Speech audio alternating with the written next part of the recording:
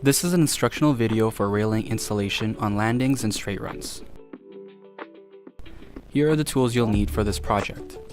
First, determine the post placement. Generally, it'll be 1 to 2 inches from the edge. Installing too close to the edge may compromise your railing's durability.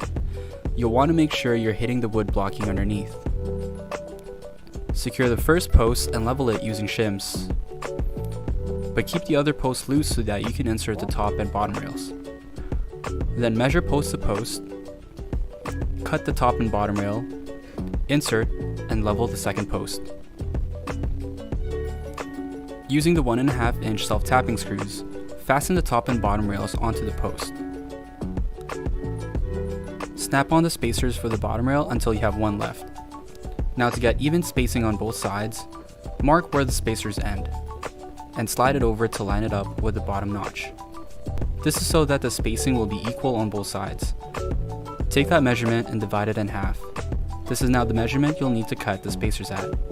And cut 2 spacers at the same length. A safe way to cut spacers is by cutting it while attached to a top rail.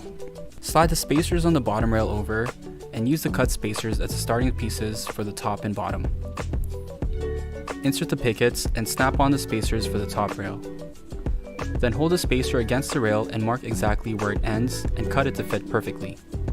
To increase the railing's longevity, fasten the support brackets on the bottom rail. Slightly lift the railing while you fasten it using the 3/4 inch self-tapping screw. This has been 6 easy steps for railing installation.